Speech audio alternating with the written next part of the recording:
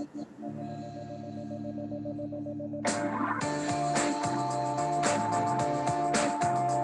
right.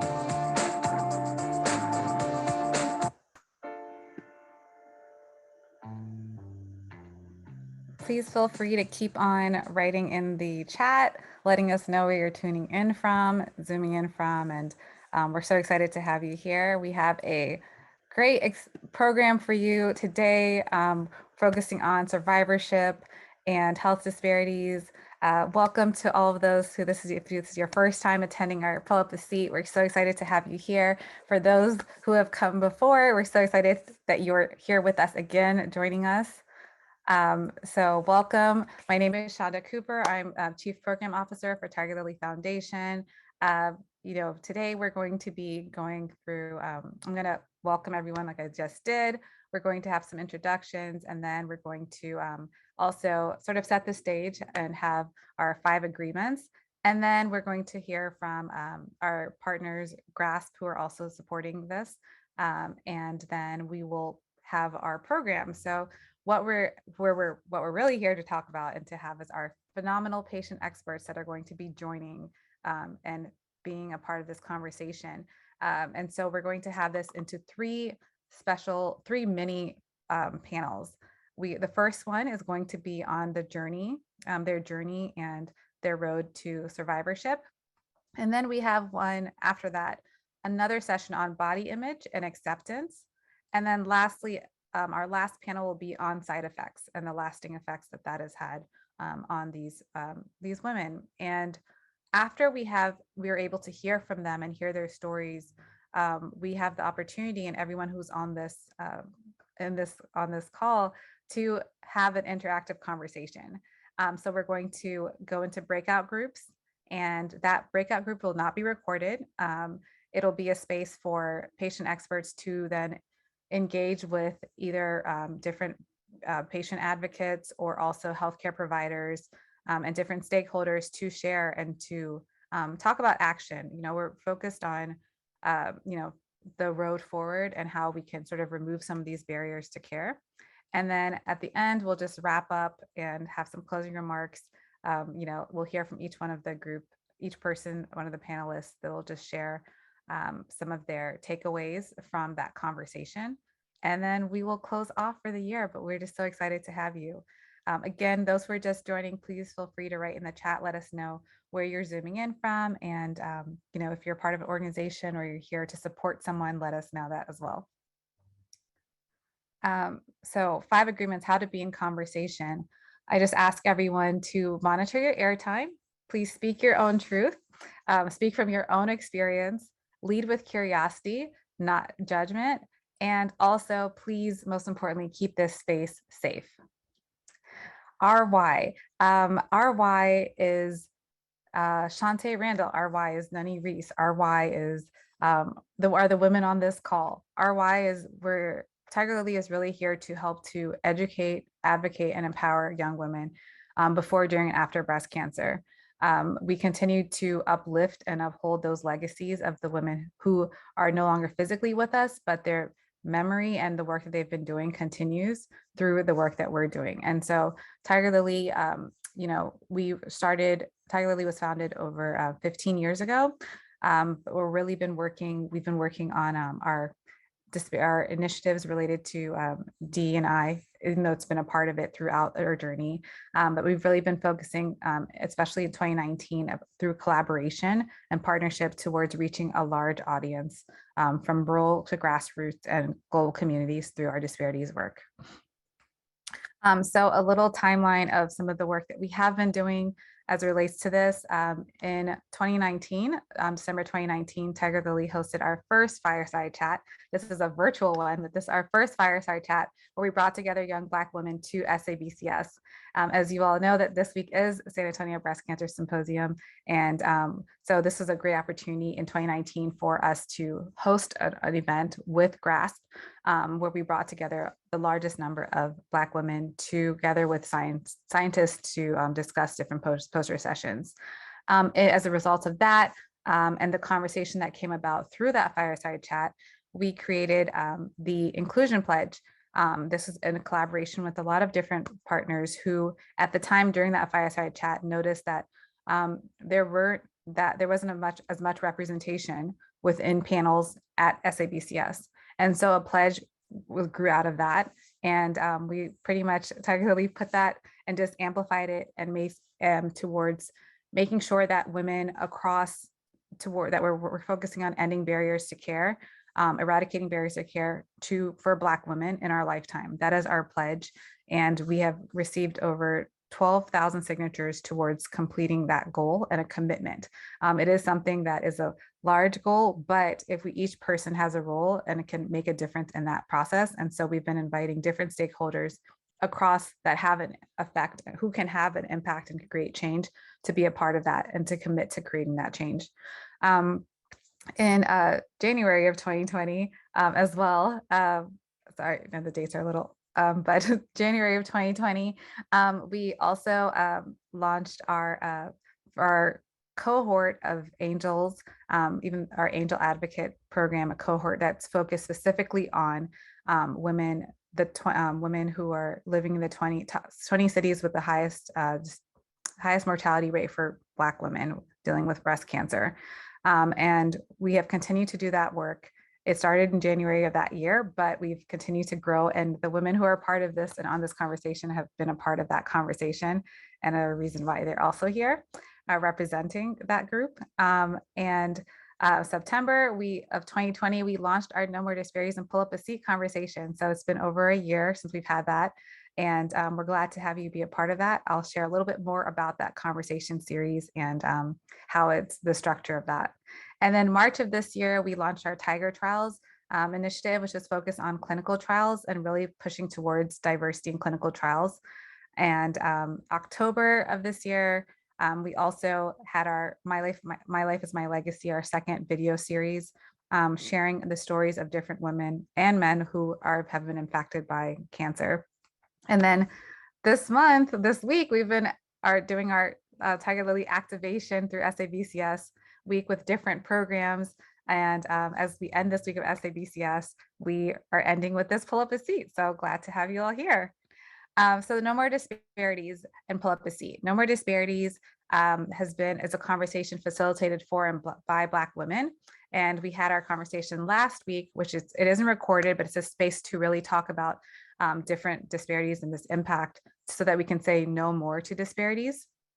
And then our Pull Up a Seat, which is what we're having now, is a bi-directional conversation with Black patient experts. And typically we have a Black medical health professional that is also on to help to share and amplify the voices of Black men and women through candid conversations. So our partner GRASP, I'm not sure if Julia is here from GRASP, but I can happy to share. GRASP is one of our partners who works towards, they help to connect researchers and patient advocates to learn from each other. They help to help to facilitate the training for our angels who were part of who were note takers throughout SABCS. And so we just thank you for your continued partnership in that space. Okay, now to why we're here and to share. I'm going to have Daria and Busola and Syreeta, please introduce yourselves and share about your journey. So I'm going to stop sharing my screen so that we can see your lovely faces.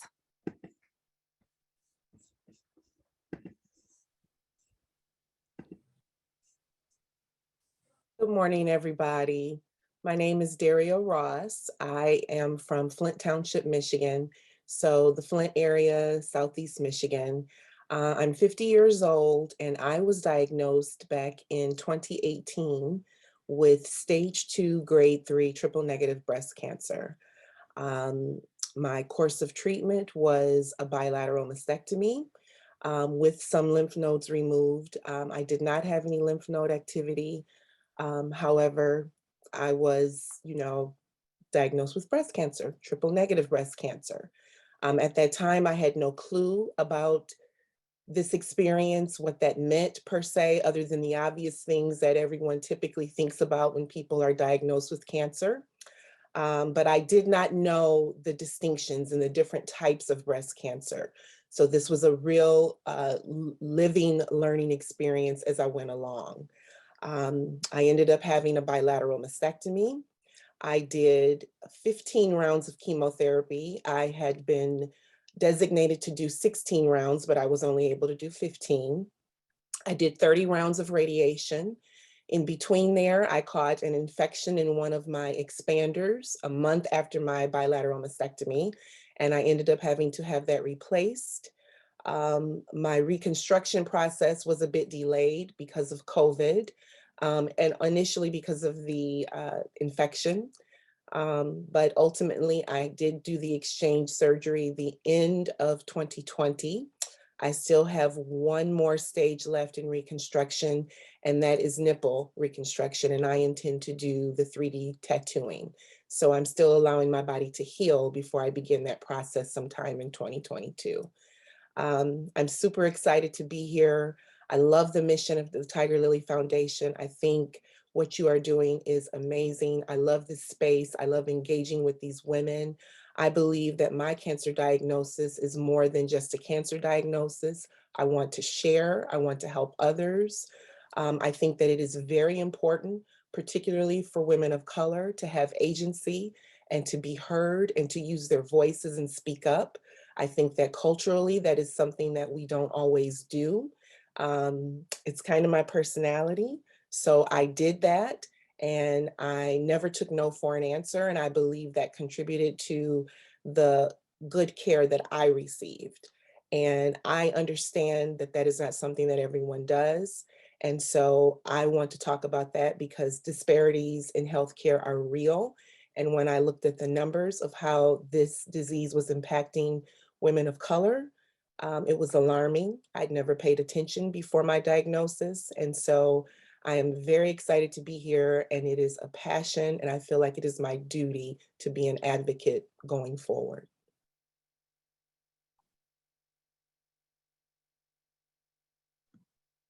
Thank you, Daria. We're so excited to have you here, and it is your duty. And I love what you said about having agency. It is so important to do that, and for Black women especially to be able to have agency and to be able to share about their experiences so that we can help to change the disparities and what is facing our community. So thank you. I'm not going to ask Busola to please share. Hello, everyone. My name is Busola Patrick, and I am a mother of 3 children. I'm a wife and a nurse by training, also a public health practitioner.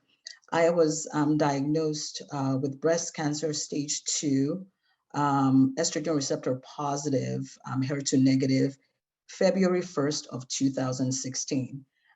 Let me kind of go back in 2015. 2015, I was having a lot of headaches. And I had this family physician that I'd had for about 10 years. And, these headaches were so excruciating and, been complaining about it, but the physician, had given me medication and he really wasn't ordering like tests like MRI and CAT scan. So going into 2016, I made the decision that I was going to change practices. And I'm so glad that I did. Going into 2016, I was going on 38. And the physician that I had gone into his practice had ordered a series of tests, and a mammogram was one of them. He was like, you know what, Busola, you're going to be 40 in a few. I'm just going to throw in a mammogram. And that kind of began the domino effect of things that I had to deal with in 2016. So that diagnosis came February 1st of 2016. After which, but in March, I had to get like a mastectomy. So I had a mastectomy of my right breast. And they had to take some lymph nodes because they had seen a little bit of the cancer cells in a couple of the lymph nodes. So they took out about 5. Following that mastectomy in March, end of March, I required radiation. They told me I didn't require chemotherapy because they had done some gene testing and they had done some additional testing. They didn't feel that I would benefit a lot from chemotherapy, but definitely they wanted me to do radiation. So I did 5 weeks of radiation, which is about 25 rounds, going in every day, Monday through Friday for about 5 weeks. Got my, and of course with radiation comes darkening of the skin, and I had like second-degree burns. So it really has been a journey. So that was April, May. August of that year, I got my breast reconstruction. And I just want to highlight for the purpose of this group that communication really with family, with the care team is so important, because when I went into that surgery, I was told it was only going to take 7 hours. It was a deep surgery. They were going to remove my abdominal tissue to build this new breast.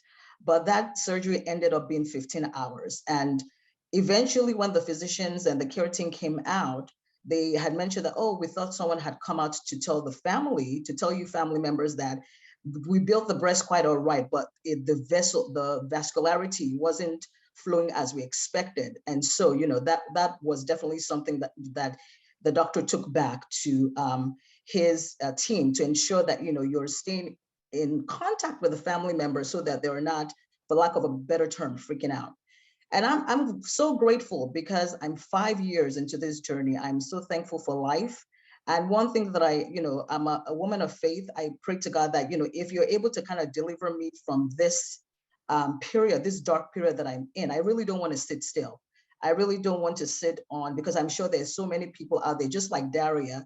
I've checked out some of the statistics and it's alarming. I mean, breast cancer is affecting African-American women, in terms of mortality, 40% more than white women.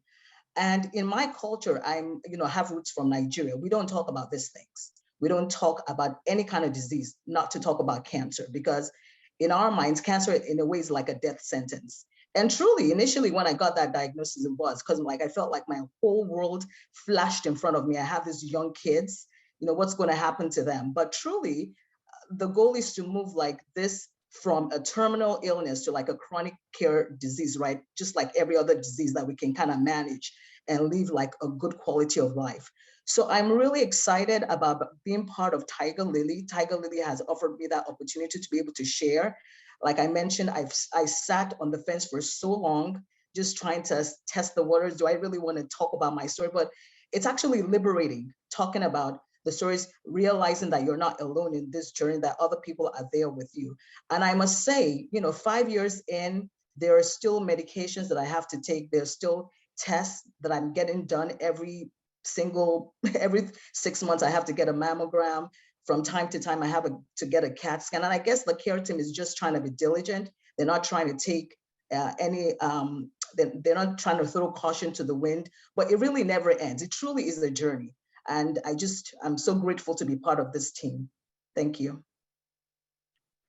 Thank you, Busola, for that. Thank you for sharing. It reminds me too of what you were saying about, the importance of the role of faith and how that plays. It reminded me of Daria sharing with us too about her mantra, faith over fear, and saying that affirmation over and over, that it is a part of it and it is a journey that is continuing to, even 5 years throughout, you're still having to go and take these different treatments. You're still having to go for your mammograms, still having to make sure that you're taking care of yourself and making sure that you're doing the follow-up and doing that work. So thank you, Busola. Next, we're going to hear from Syreeta. Hello, ladies. November will make a year. So I'm a year and a few weeks into my journey. It started with some mild chest pain that, because I was diagnosed in 2020, so they thought it was COVID. And I was like, no, it's not COVID. Got tested, everything came back negative. But then I went for my mammogram because I didn't have any symptoms, no discharge or anything. And I went to my mammogram, which was my third one because I had some previous breast pain. So that made my third one. I had just turned 40. So I went for my mammogram, got the call the next day to come back, and I went the next day. So I kind of knew something was different because that same protocol didn't happen with the last 2 years of my mammogram. And I went back on that Friday. I went on originally on that Thursday. They called me back and I went on Friday. And then I got my diagnosis on that Monday in August. Everything went pretty quick. I had my double mastectomy November of last year. My lymph nodes was affected, so I did have to do chemo. I did 4 rounds of TC chemo, and then I had to do radiation as well.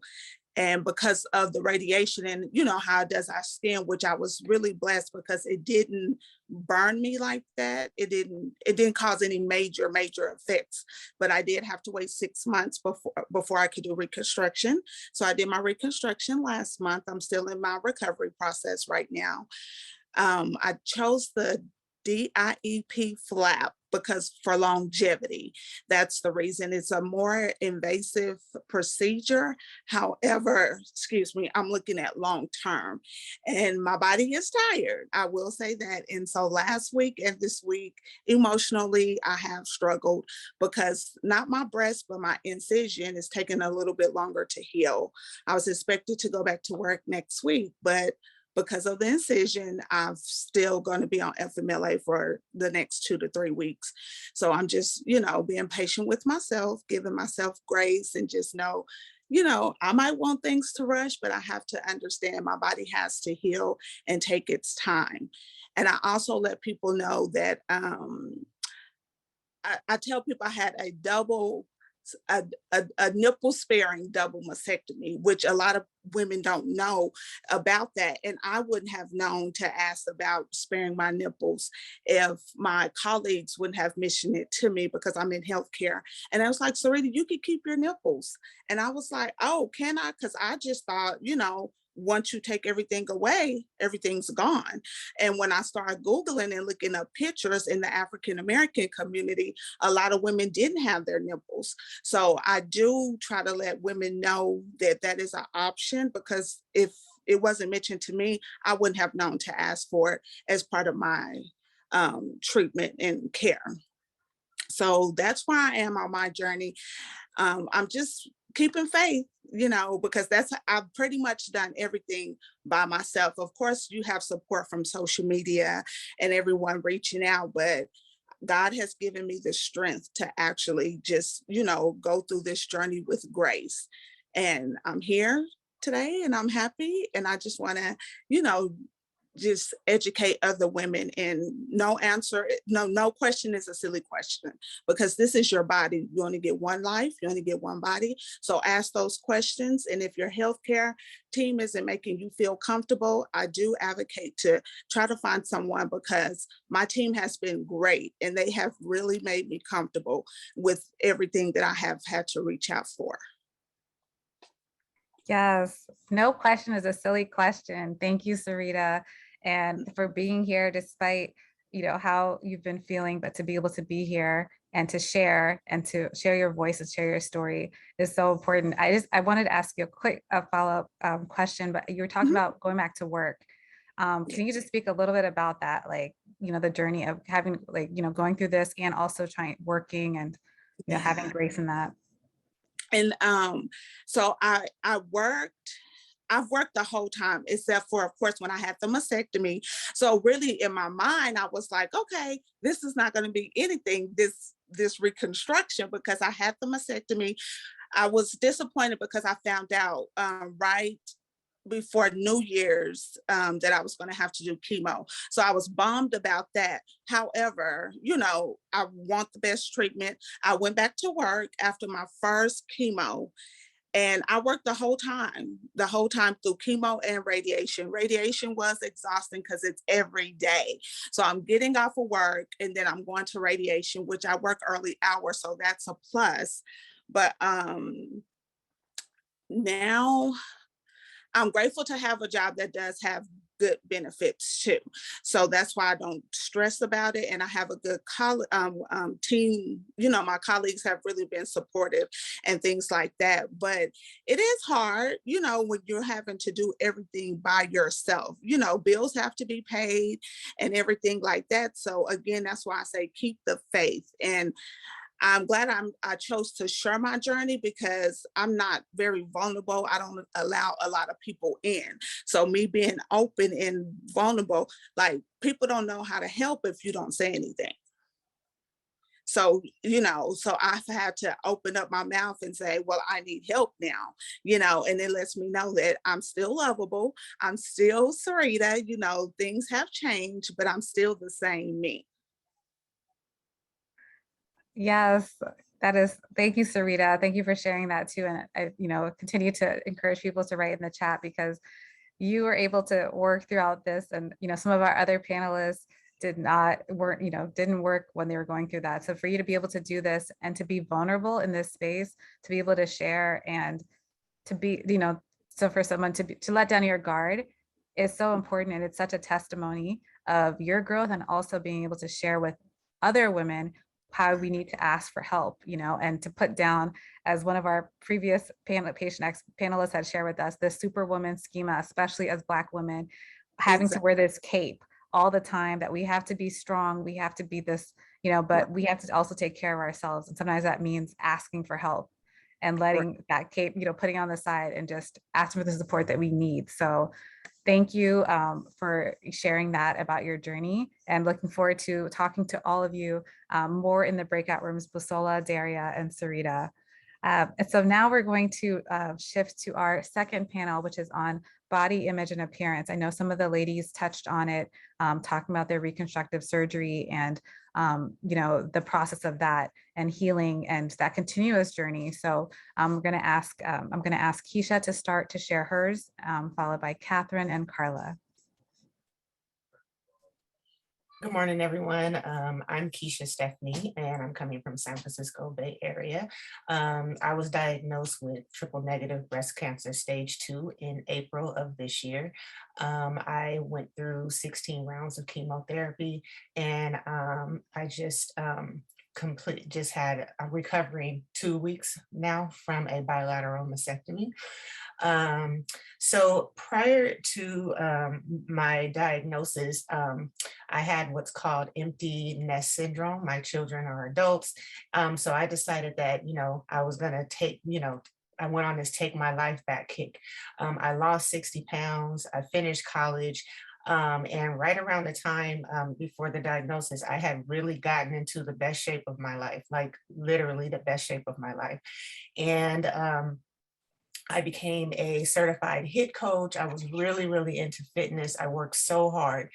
And then when I got the diagnosis, I didn't know what to expect. I got a diagnosis through a mammogram, and didn't know what to expect. You hear everything, and you kind of see everything, but you just don't know until it happens to you. Once I got the diagnosis, the first thing I started thinking about is like, I don't want to look like a cancer patient. And I really felt like I'm going to do everything I can to stay in shape, and what I tell everybody is a lot of times people think that once you get breast cancer and you get chemo, you lose all this weight, you start looking thin. Well, yeah, that's not the case anymore. And the case for me anyway is that it put me into menopause. I had to take steroids. So everything that I had worked so hard to rid myself of, I'm right back where I started from. I promise you, Shonda, I'm trying to get myself together. Listen, okay. take your time. Yeah. So I had worked so hard, and then the first thing I'll never forget, when I had to shave my head, shave my hair because it just was coming out. You had to shave it, and it just broke me. And I just, I wanted to give up right then. And I have the best husband in the world. And he was like, you know what? You look beautiful either way. So that support system has been great. But what I have learned is that he can support me. My kids can tell me how great I look or whatever. It's me working from inside out first. But it's hard to do that when you're in the process of going through everything. It's hard for me to look at myself in the mirror some days. And that's just being very honest. I make jokes all the time. My husband does too. I feel like Casper because I'm so fair skinned and I don't have no eyebrows, no eyelashes. Like, I'm just like, where am I in here, And while we joke about it, deep down, I'm like, how am I going to dig myself out of this? I'm an avid Peloton user, and I rode that Peloton every day through chemo and everything, rode it the whole time until maybe week maybe 14 of 16. And I just didn't have it in me anymore, you know? And so I was trying to stay on top of the weight gain, and you can't. So for me, it's trying to find who I am after this. And that's been the hardest part for me, because right now, you know, just looking at my body, especially since I've had the mastectomy, I was telling the ladies I'm having some issues with the non-cancer breast.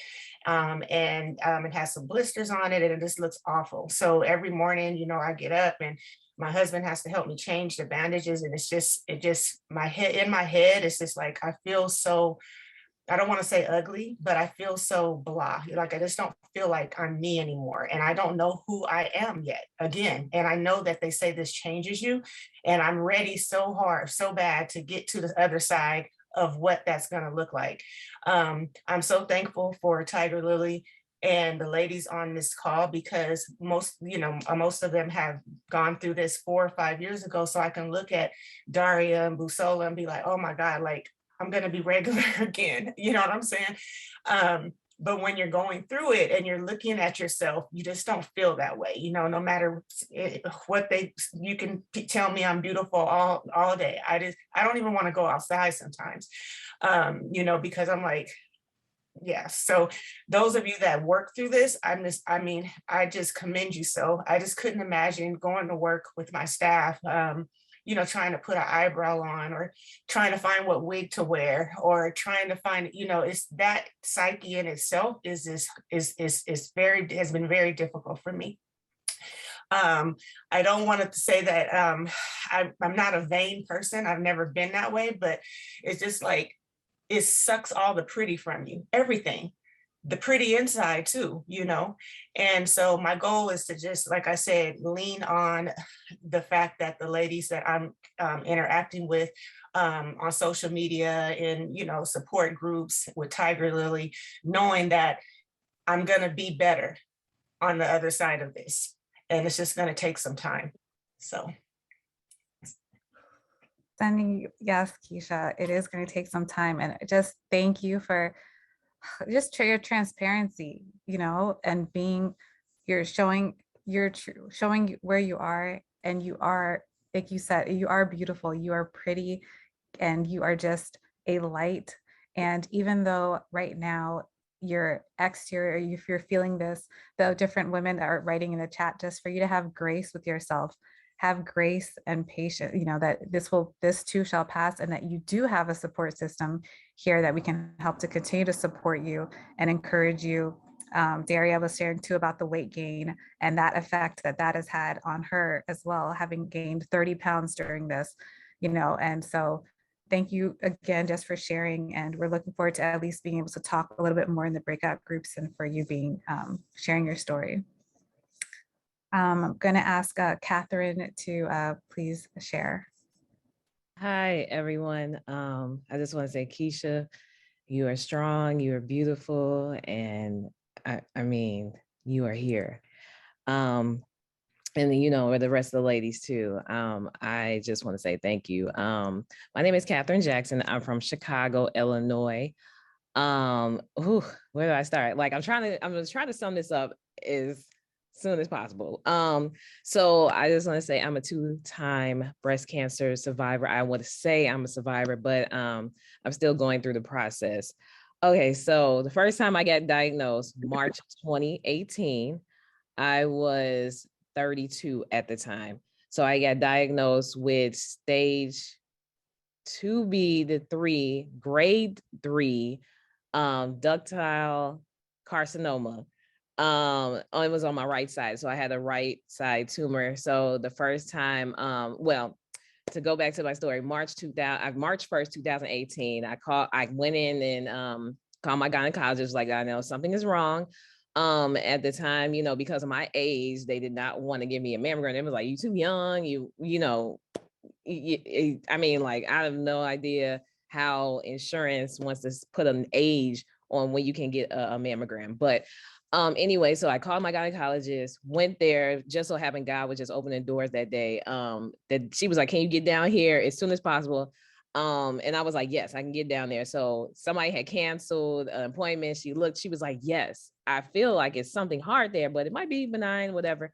And I was like, oh my God, I'm getting worried. So, cause I didn't really have no big chest. I was 34C and I was like, okay, I know there's something there. So right side, that same day, somebody had ended up canceling for me to get an ultrasound and a mammogram that day. So it was like, okay, Northwestern's like a really big hospital. So, you know, I run from floor to floor or whatever. So I went, and that same day, had the mammogram and I had a breast ultrasound, and they was like, man, we see a mass. And I'm like, oh my God, a mass. Like, what do you mean? Like, you know, I'm so like, in my head, I'm like young, you know, I'm not, you know, I'm not married, you know, I have one daughter, I'm a single mother, and I don't know what the heck's going on. So then they was like, we have to get you in here immediately. So the next following week I had a biopsy. And I had crazy thing, I had just started a new job, my job currently now. I started in January 2018. So brand new job, all new people, you know, I don't know what's it, but it was like an intimate job. So it's like, it's about maybe no more than 25 people, 30 people. But so then the next day, they called me and I was at my job and they was like, yeah, do you have some time to talk? And I was like, yeah, what's going on? You know, I was like, come on, hurry up. Tell me what the heck is going on. And they was like, we just want to let you know you do have cancer. And so it was at the end of the day and I just didn't know what to say except for like my coworkers were there and they was like, what's going on? I was like, well, I just found out I have cancer, breast cancer. And so everybody just came around me and just started hugging. So, and then because it was so fast growing, I didn't have, they was like, we got to schedule you in with your team of doctors. So I had a whole team of people coming at me. And the first time I got diagnosed with it, I had went through a lumpectomy. So I went through 8 rounds of chemo, ACT treatment, 4 parts of AC, 4 parts of T, which I went through that whole thing with my hair. My hair was all the way down to my butt. This is my hair just now growing back and everything, but my hair was all the way down to my butt. I have pictures to show like my hair was long. So the guy that was doing my hair, my hairstylist, he was doing my hair since I was 6, 7, 8 years old. And he was crying while taking my hair off. And I was just like, okay, mentally, I'm just gonna have to do it because I kept seeing long hair all over the place. And I couldn't take it. So I was just like, you know what? Forget it. I'm a rock a ball here. I don't care, you know, whatever. So I had went through that whole thing. So what did I have? I have 4 parts of AC. And then when I got to Taxol, I had an allergic reaction to Taxol, so it had to be switched to Abraxane. So I had the chemo first because they wanted to reduce my tumor before I had surgery. So I had surgery. So I finished my last treatment in August of that year, 2018. Then I had what did I have? Okay, so then I had a lumpectomy. So during that time, because of my insurance and everything was like all over the place, it took such a long time to get things done. So at that time, my tumor was growing right back again. So I had the first surgery in October, and then it grew a little bit more. So then I had another surgery in November to remove everything.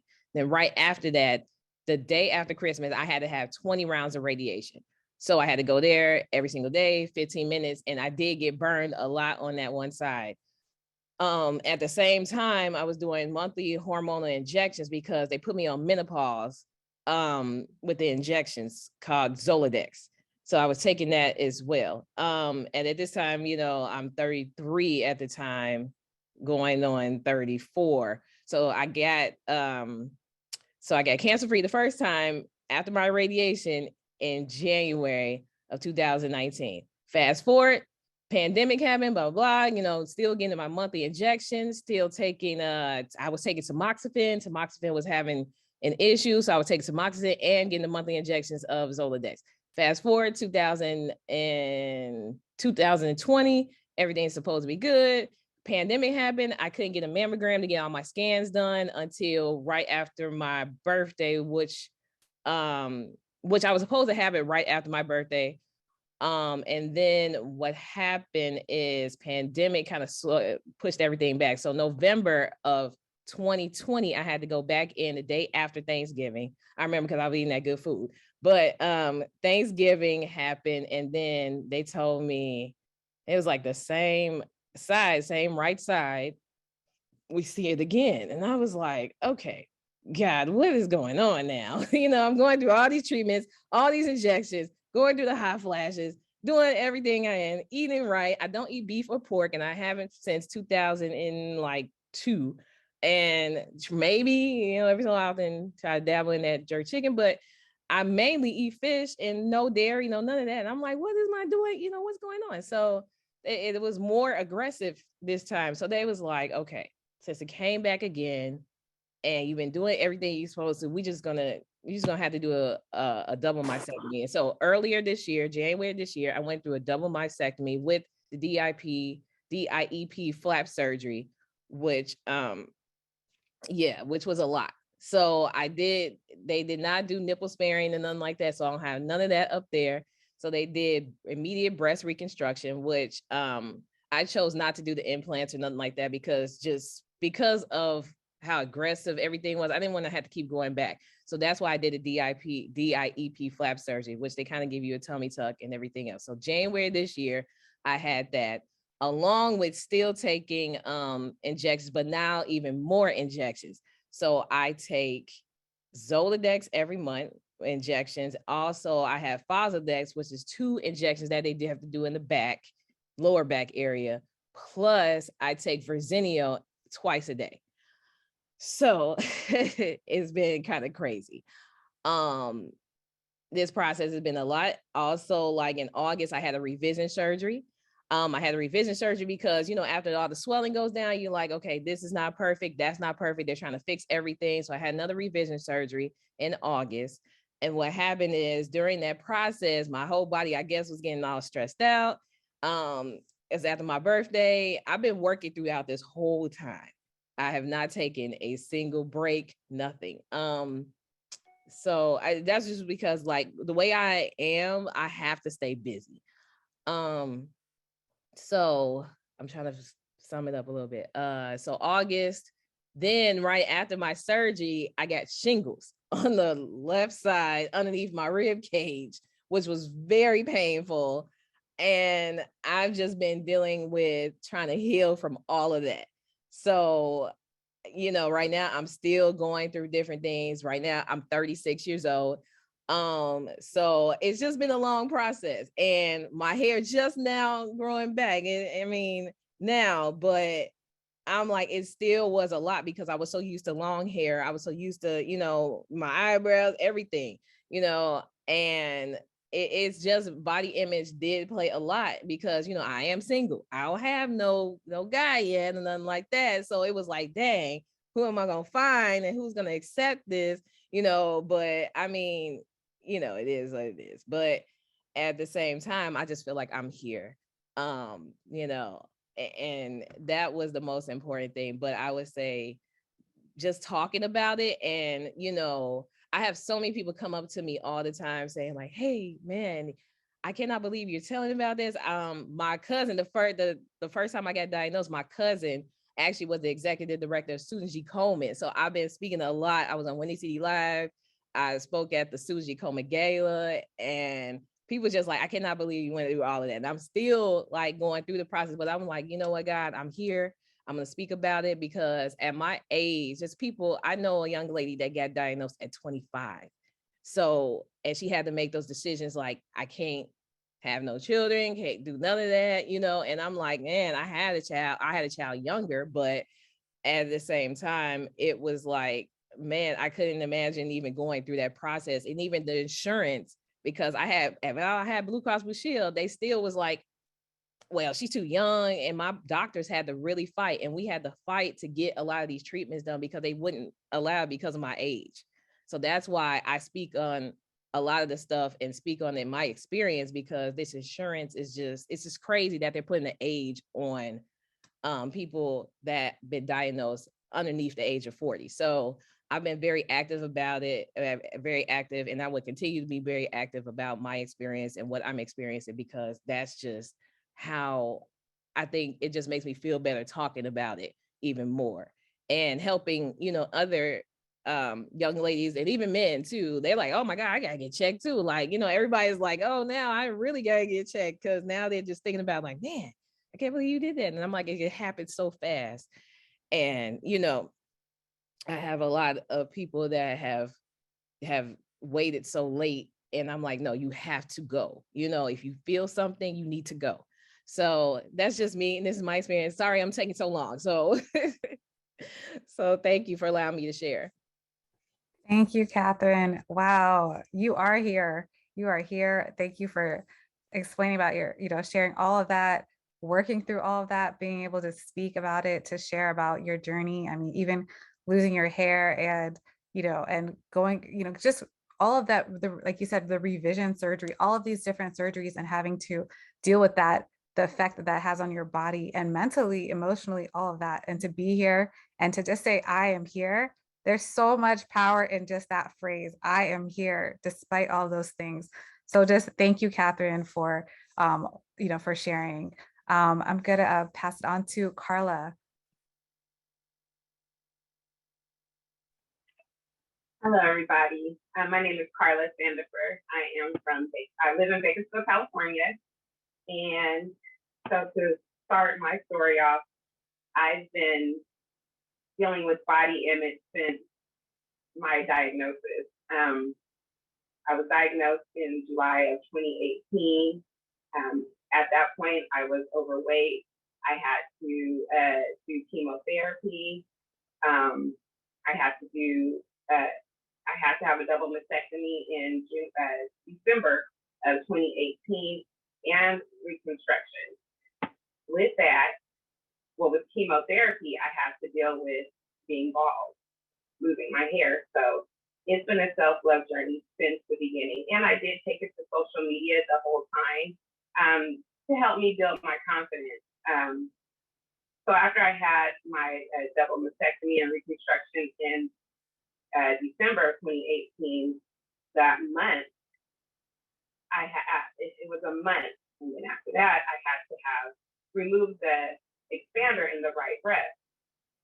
And that's because it wasn't infected, but seroma was building up and they had drained it twice. So I had to deal with them removing the expander and dealing with being lopsided. So I did have the expander in the left breast, the right breast I could not. Also, I had to do radiation. I did 25 rounds of that, and that burns you from the inside out. And so I have to deal with being lopsided, being burnt up, my skin peeling. I had to deal with that. I have to heal from that. Also, I kept being told from my plastic surgeon, we can't do reconstruction on you yet because, your body needs to be right for the implant. Also, I was overweight, so I have to lose weight. That's what I kept being told. So I kept getting rejected all the time from my doctor in regards to doing the reconstruction. But it was a self-love journey because I had to learn to love myself. I did Busola, which is chemotherapy pills. And so that darkened my skin along with the fact that I have to lose weight, all of that. Well, then I ended up, I lost about 100 pounds. I did have the, not the bypass, but the gastric sleeve surgery in 2019. I'm sorry, yes, in 2019. So actually, no, that was in 2020 during COVID season. So I still had one expander in and I was lopsided still. So at this point, I had not looked at my body for like over a year. I couldn't even look in the mirror because I didn't feel beautiful. But I had to learn to feel beautiful. And I couldn't wear wigs all the time. I felt like I'm not going to be wearing wigs forever. I need to figure out something. My hair wasn't growing back in the way I wanted it to after chemo. So I had to learn to be bald. During this journey, I did find love. So that did help me to feel better about myself. And then also with going to social media, I post videos on just how to care for yourself, because I figure if I'm going through it, somebody else is going to be going through it too. So, and we don't talk about this stuff. We suffer in silence, and I didn't want to suffer in silence anymore. I also found a support group, Young Survival Coalition. I joined that. They helped me to build my confidence. We do photo shoots every year. The last photo shoot that we did was in 2020. And that one we went topless. And that was, for me, liberation. I had to learn to liberate myself through the whole process. I had to learn to let the wigs go and embrace being bald. Now I'm wearing wraps. I love them. I just finished my reconstruction because I lost the weight. So November 1st of 2021, I had reconstruction, and I had the flap surgery from the back. I wanted to do the deep, but I didn't want to be in the hospital that long. I didn't want to deal with that. So I did the flap surgery from the back, and I love it. My right breast is so amazing because it's me, and my left breast is the implant. I feel the right breast. Not that I can't feel the outside, but I just feel the warmth of myself, and I feel beautiful. I don't have to wear wigs anymore. I now have boobs. I've learned to love myself. I've done more photo shoots. I've been asked by different organizations to do different things in regards to helping women of color.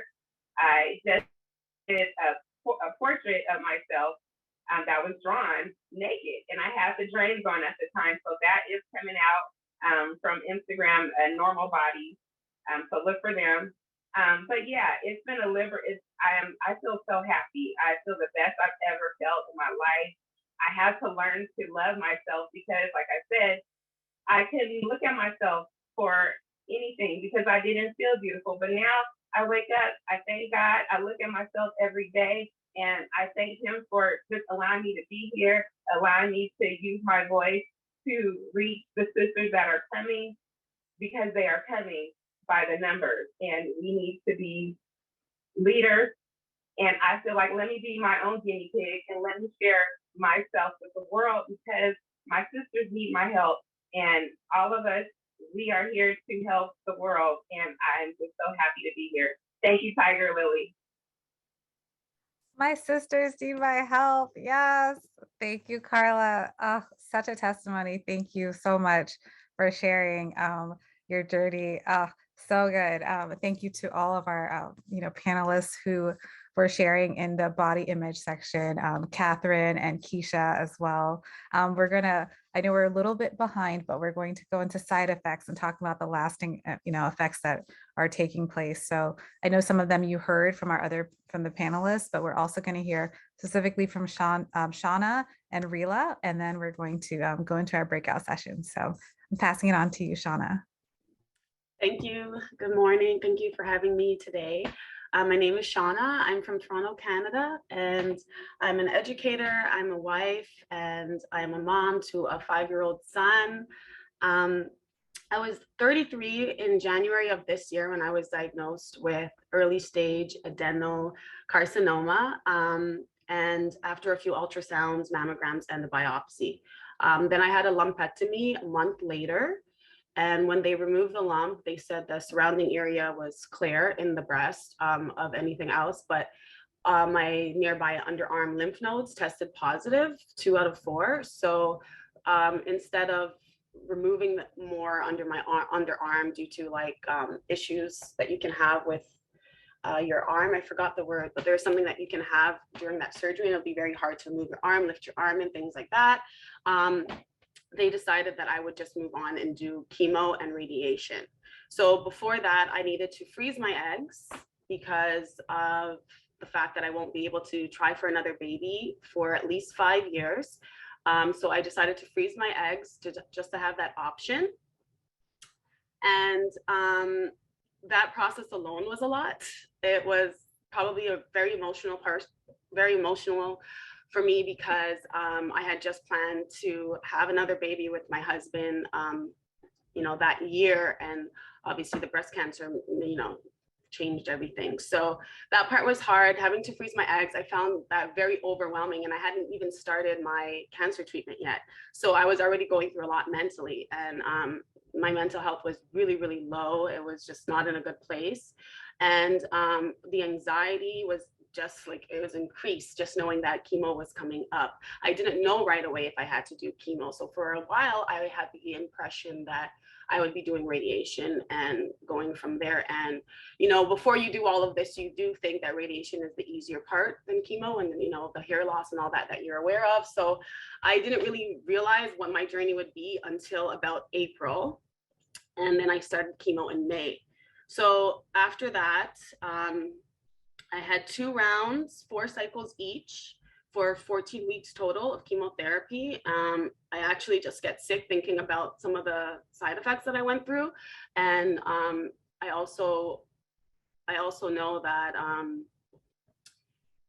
having it in dense doses bi-weekly made it somewhat easier for me, I was told, in terms of the side effects, but yet it was very, very rough for at least the 3 to 4 days after the chemotherapy. And once again, the mental health was just not in a good place. And I have my son, and I have a lot to deal with, and just you know, to heal from mentally. And so chemotherapy in itself, the side effects will make you feel horrible, but it was just also a lot of the mental health aspect for me personally, along with the physical sickness and just the weakness. Sometimes my legs felt like spaghetti, just getting out of the bed to go to the washroom, not having any energy.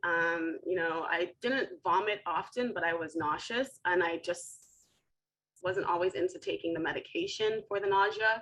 I just felt like there's so much going on with my body already. And so I've always been one of those people who I like to not necessarily have to be natural, but I do like to just be aware of what I'm putting in my body and not doing too much, you know. And I did seek out naturopathic care, and I was receiving B12 shots.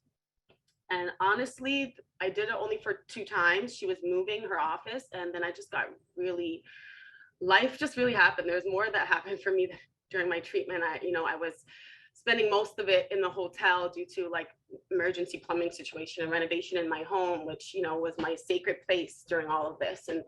And so I was uprooted in the middle of my treatment. And so, you know, I just had a lot to deal with from there. And after that, I had 4 weeks of radiation for a total of 20 sessions.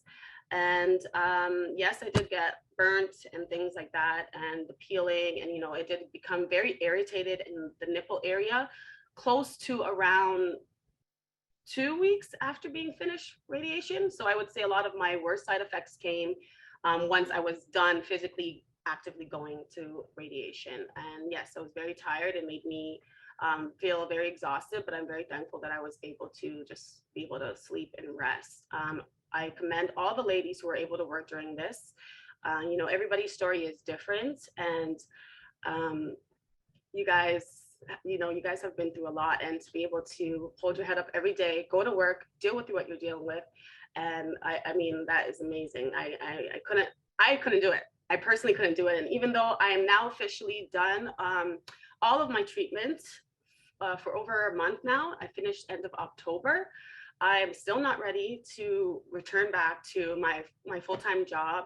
I'm also a business owner, so I've been focusing on my business. It's easier to do something like that rather than getting up every day and going into work, as I work in a school, and, you know, I just find it to be a lot. My coworkers know, some of them know what I'm going through, but to return and to see the kids and to see, you know, some of the staff, and like, it's not even about looks, but my parents would be different. I used to have locks, obviously, and now it's growing back, thankfully. But yes, so, you know, it's just like someone that said, like, you know, figuring out when am I going to put my eyebrows? Am I going to put on a wig today? It's just it just seems small to anybody not going through this, but it's really big. And it just reminds you what you went through, you know? And I'm just very grateful and thankful for my life. Right now, Right now I'm on tamoxifen for 5 years, and I kind of got a nice break from all of the hot flashes. But now that it's been over a month, I find that they're coming back. And I think it is because of the tamoxifen. And so I actually have a fan on me, so I had to turn it off to talk. So if you know, you know. And yes, and chemo nails and all of that. I used to put nail polish to hide it, and then eventually you just don't care. You just can't be bothered anymore. There's other things in life to focus on and deal with, but it's a lot that we carry on our backs in a pandemic. So I'm just getting emotional because this is the second time I've been able to share my story. And I thought that it would be years after, because I'm still going through a lot with this diagnosis, and I just didn't think I would be sharing yet. But you don't have to be ready, you can learn, you can help. And social media has been really great in supporting me. I never thought I would post myself bald. I just never thought. I'm like, there's certain things I'm gonna, share and things like that, but I'm probably not gonna post a picture of myself bald. And the amazing women that I see, so strong, so confident, really inspired me. And I just hope that I can do that for someone else. And so the side effects, there's a lot of physical side effects for sure, but the mental health is big. And especially for women of color, I think we have to go through so much more. And that is unfair, of course. And I may be from Canada, but I feel like I've had a good healthcare team, but there were things that I felt where they dropped the ball. And there were times when I really had to speak up and get clarification and ask questions and not be brushed off. And so whether it has anything to do with my color or not, in healthcare, you got to speak up. It's true. And you got to be comfortable with what these people are recommending for you. Medical professions, you can trust them and all of that, but you have to also be part of your healthcare actively. And so I don't know how long I'm going, but yeah, so that is pretty much it. I'm also supposed to start the Zoladex injection monthly for 5 years. And he told me I can call it back to make the schedule anytime I'm ready. And to be honest, I haven't called yet. I'm just like here taking the tamoxifen and yeah, so I'm gonna call eventually. I was wondering if I would get bone pain and things like that, because there was an injection during chemotherapy that I had to take days later. The day after. And man, I'm telling you, that is when my bones, that is when the worst side effects started happening, is as soon as I took that injection. And so I'm a little bit nervous to start the Zoladex. And I did hear someone last week say that they were having a problem with it. And I know everybody is different, but I already have worries about that. So it's really nice to have other people to talk to and hear from and to know. I am going to try it, and then I'll go from there, and hopefully I can be able to help anyone who's also worried about doing it in the future too. So just thank you all. Thank you, Shawnna. Thank you so much for sharing. And just this is your second time. Just being able to, you inspire so many. Even in the chat, people are just applauding you and thanking you for your transparency, for the tears that are healing and restorative, and also just being able to just, you thought you weren't ready, but you're here and you're sharing now, and you are, you're such an inspiration. So thank you for sharing, and sharing about the side effects as well. Other women in the chat are describing the same thing about losing their fingernails and toenails, and so these are the side effects and some of the lasting ones that sometimes they aren't discussed, so just thank you for sharing that. I'm going to ask Rheila to share as well, share her story.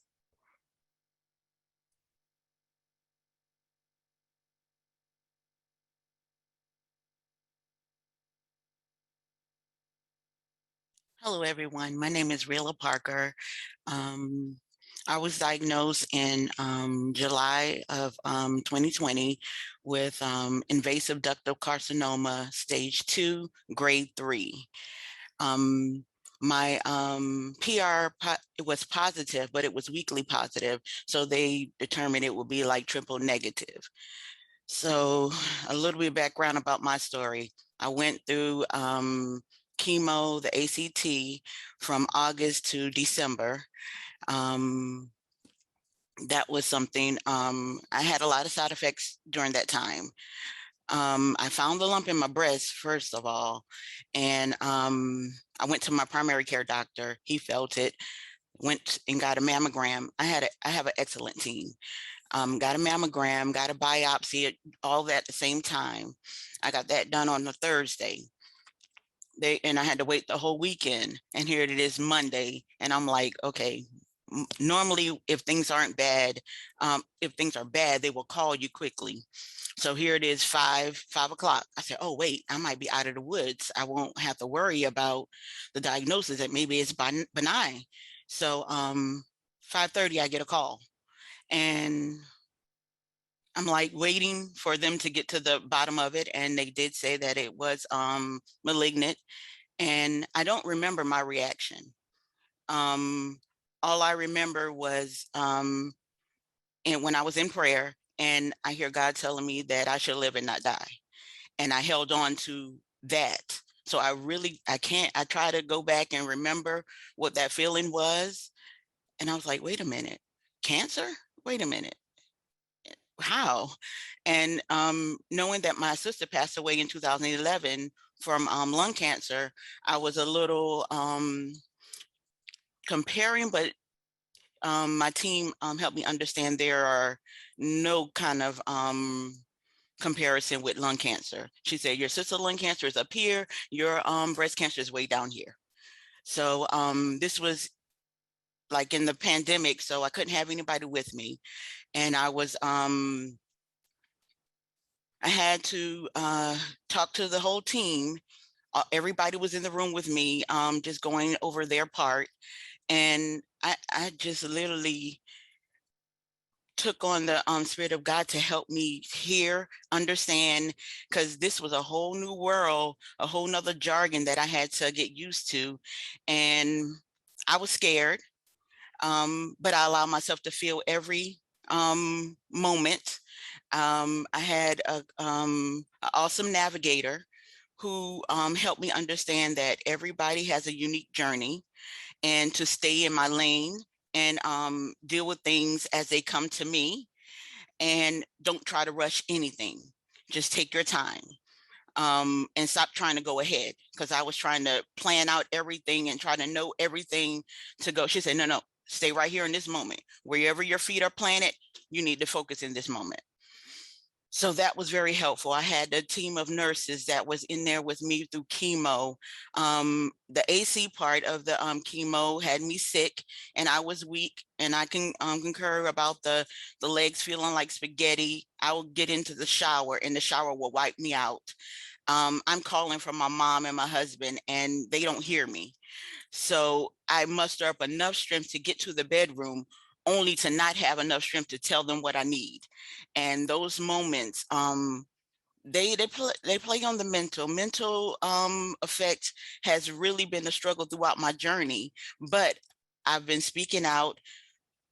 I say the diagnosis have been the perfect interruption in my life, because it has helped me grow as a woman, helped me stand up and advocate for myself, because I was doing it for my mom, because I was caring for her. But here it is, she's in my home, I'm caring for her, but I don't have the ability to care for her anymore. To speed it up a little bit, I went to the fertility specialist prior to chemo, to see if I can do the egg preservation. And I was told my BMI was too high and it was too risky. And I felt I didn't have time on my side. So I just accepted the fact that I probably won't be able to have kids. I have nieces and nephews that I can spoil, and I have friends that I can get their children or whatever and send them back. So I went on through chemo, and I talked about the AC. The Taxol was very painful for me. I did one dosage of the Taxol, and it began to from my pelvis all the way down to my foot was in excruciating pain constantly. And I had no relief. The only thing I could do was cry. I remember going through chemo, just crying, worshiping and praying. There's nothing nobody could do. I had to allow people to do things for me. And in that time, my job was excellent. I tried to work through it all, trying to do everything in the midst. I was doing chemo on my admin meeting calls, or I was doing in this to the point where my CFO and my HR director came to me and they said, we're going to put you on long-term disability. I didn't know, I didn't have a clue about none of it. They pretty much helped me get to a place. She said, we don't want you to worry about this job at all. We need you to go on through treatment and get better. And that's when I began to see the team that I set up for myself to help me through treatment ended up changing. I did a calendar to get family and friends to help me, but the people that I had on that calendar ended up not being the ones that provided the help for me. And that was shocking for me. So mentally, I dealt with that. I went on and had a lumpectomy in January. Had a lumpectomy with reconstruction and a breast reduction. They got it all. And I was told on the 25th of January that I was cancer free. Excited about that. But at the same time, dealing with the drains. I didn't like the drains at all. The drains caused me so much pain. I was waiting, I was counting down to the time I can go back. And I said, I don't know what they're going to do. They said they may remove them. I said, no. They have to remove those drains because I have no type of, it caused me too much pain in that time. Got through the drains. I was able to get them removed that first day, that first appointment after, I think it was 6 or 8 weeks. Then I had to look forward to, I thought that I can skip radiation. I said, because, hey, if I'm cancer free, why would I need to go on to radiation? But I did have to do 19 rounds of radiation, and the side effects that I had with radiation, I had the burning and the tingling and all of that. And I also had a issue with my arm, holding it up in that position for so long. It was hurting so much. I was like thinking I was going to have to give up. They had to hold off on the first the first treatment because I couldn't get the MRI done to hold my arm up that long. So the days that they had to do a little longer session with radiation to do the testing, those were the most difficult. And I had to go every day, Monday through Friday. I had a good team that helped me through this whole process. A lot of other side effects that I experienced in beginning with chemo. I had a fear of losing my hair, and I had a stylist that he was so great. We prayed before. When I asked him, I said, let's go ahead and cut it because they told me next chemo cycle, I'm going to lose my hair. So let's cut it off. I was getting crochet because I'd already had an issue with thinning in the top of my head. So I went in, we prayed, he began to cut, and I had a fear of seeing my hair drop because when my sister went through hers, she had me do her hair and it was coming out and I was so scared to comb hers, and she bullied me and like, comb my hair, girl. And so he cut my hair to the to the point that I didn't have to see any hair drop. He did show me the pictures afterwards, but during the time he made that experience so great for me. And then the other biggest thing was the fertility issue. When I was going through chemo, I was in menopause, dealing with the hot flashes and everything, did acupuncture and tried my best to steady the course, praying and trusting God the whole way. But it was very hard mentally to go on through. I did accept the fact of being bald. Once he cut my hair down and it had so many different patches to the point I was like, just shave it. And he did that. And I really grew to love who I was in the moment. I lost my eyebrows and I struggled a lot with self-esteem prior to diagnosis, but now I've embraced who I am and I'm learning to love who I am. And I continue to advocate and share my story. I'm glad Tiger Lily give me this platform to just share, because I'm open and honest, and it's healing as I'm doing it. I make it my business to, my personality has like woken up in the midst of it all. And I now dabble in changing my hair color. I just had like a burnt orange. So I'm really getting wild with the hair and really living out loud. Things I didn't do prior to diagnosis. So just like I said, this diagnosis was a perfect interruption in my life. I've found my voice. I've learned how to speak out and advocate, and I'm still learning.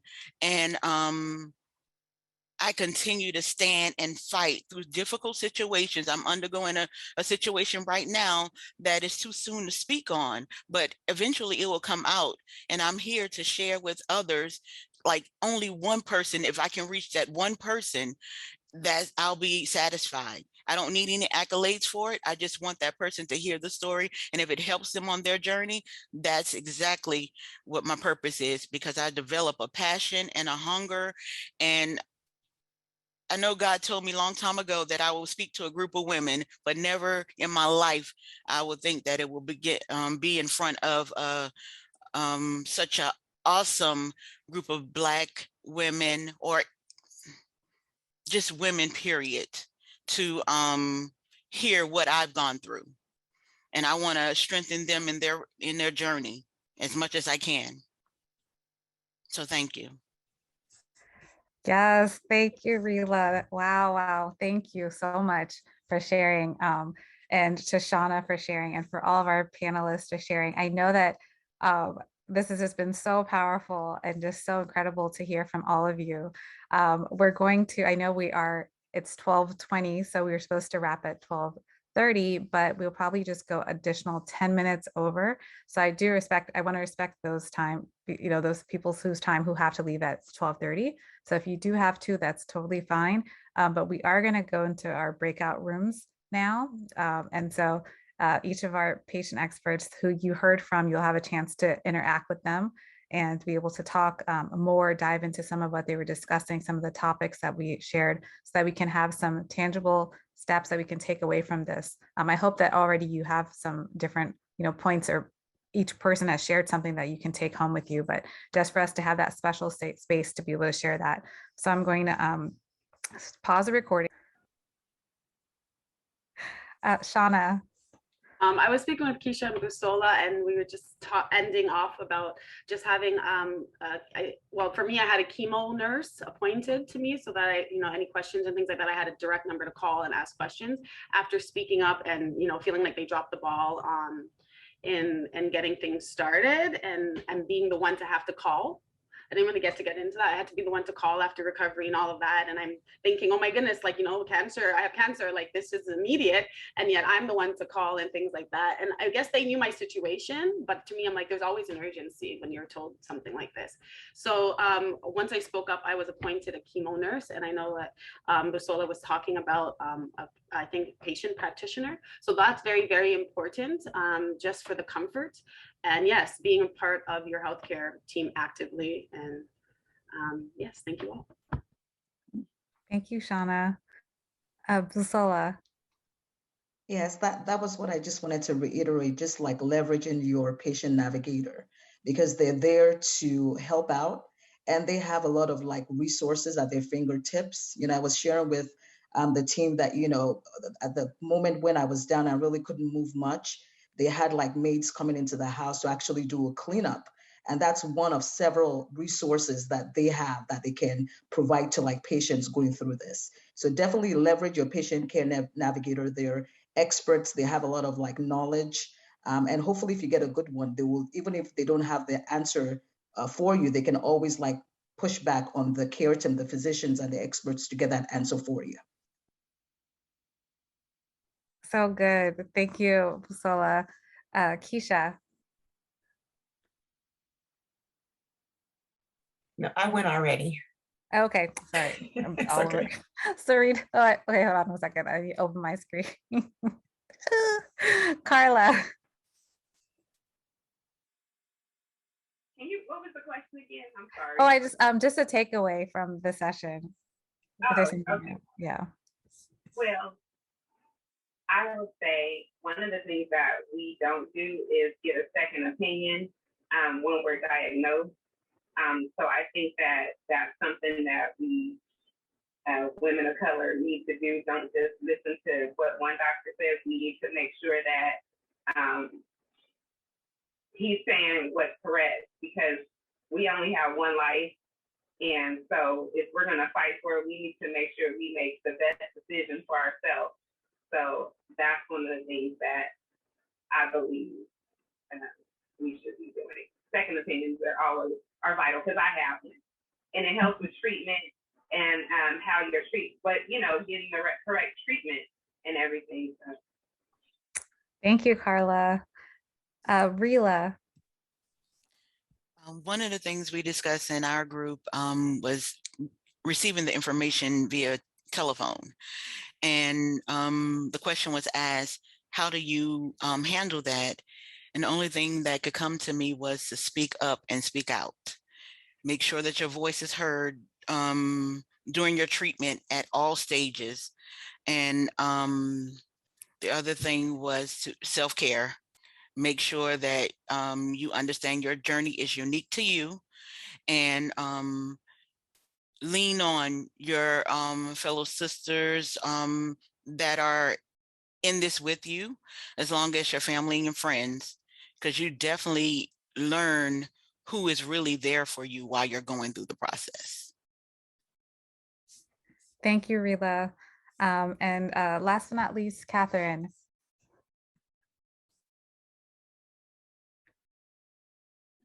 Sorry, I'm like, my screen went out, then went in. No problem. Just takeaways from it. I just, I appreciate just this whole platform. I appreciate meeting the ladies, and I just I've learned a lot about different everybody's experience is different. And I think the takeaway is just speaking about everything, and just being open, and being acceptable to embracing just being able to not be fearful, I guess, and just really speaking about everything. And everybody, it looks so amazing, so beautiful. We're going through the process and we're here. And I just appreciate the ladies and everything. So I appreciate Tiger Lily for letting me just be a part of it. Thank you. Thank you, Katherine. Thank you to all of the ladies and to all those who participated. I know I just wanted to share with you all, if you want to take a screenshot quickly of everyone's Instagram titles or IG, or way to contact them so you can stay in touch with everybody. We are so appreciative of each person that participates in this conversation, who from the audience members all the way through, and for holding space for these women to be able to share their stories. We are excited. Thank you all for a wonderful year of just helping to be a part of this with our Pull Up a Seat and No More Disparities. Sending each one of you so much love and prayers and blessings for continued healing of mind, body, and soul as you continue on this journey. And thank you all. May God continue to use each one of you in your voices, that you continue to shine bright. It does say, the Bible, that a city on a hill shouldn't be hidden. And so thank you for letting your light shine and being a voice for anyone who needs to hear it. So God bless you. Thank you all. Have a wonderful, blessed, safe holiday season. Merry Christmas to you all. And Happy New Year ahead. And looking forward to you guys participating again